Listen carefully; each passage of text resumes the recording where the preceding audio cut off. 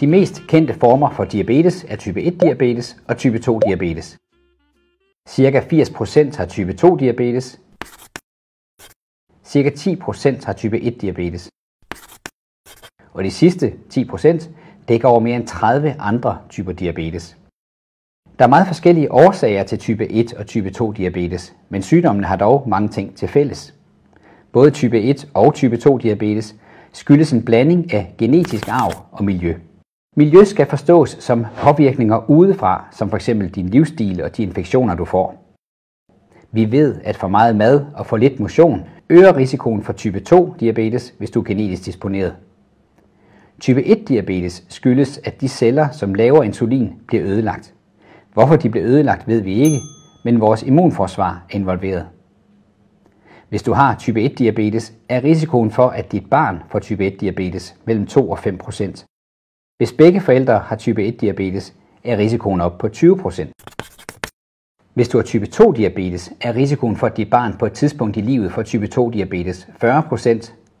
Hvis begge forældre har type 2 diabetes, stiger risikoen til 80%. Symptomerne på både type 1 og type 2 diabetes kan være tørst, hyppig vandladning eller kløe og træthed. Der er imidlertid den store forskel, at symptomerne viser sig hurtigt og voldsomt ved type 1 diabetes, mens de ofte kommer snigende ved type 2 diabetes.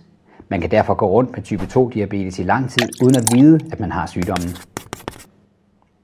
De fleste, der får type 2 diabetes, får det som voksne, mens type 1 diabetes kan ramme både børn og voksne.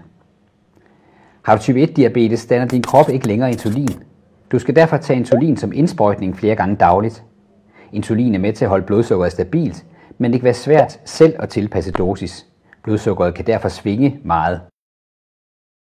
For meget insulin i kroppen kan føre til ekstremt lavt blodsukker, som kan gøre dig uklar, få dig til at besvime og gå i kramper. Det kaldes insulinchok og kan forveksles med at være beruset. For lidt insulin i kroppen kan føre til alt for højt sukker- og syreindhold i blodet. Hvis det ikke bliver behandlet, vil du få en livstruende syreforgiftning. Ved type 2 diabetes svækkes kroppens evne til at udnytte og lave insulin gradvist. På et tidspunkt kan du få brug for insulinbehandling. Det betyder dog ikke, at du nu har type 1 diabetes, men at du får insulin for din type 2 diabetes. Hvornår i livet du får type 2 diabetes, vil afhænge af din livsstil og af, hvor arveligt belastet du er. Den gode nyhed er, at du kan udskyde type 2 diabetes ved at spise sundt og bevæge dig mest muligt. Type 1 diabetes kan du til gengæld ikke selv gøre noget for at forhindre eller udskyde.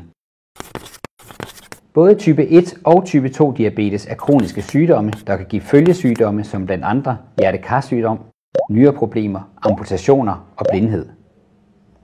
God behandling mindsker risikoen for følgesygdomme, og da behandlingen er blevet bedre og bedre de seneste år, er risikoen for følgesygdomme også blevet mindre. Kort og godt kan man sige, at type 1 diabetes og type 2 diabetes er to forskellige sygdomme, der har en hel del til fælles.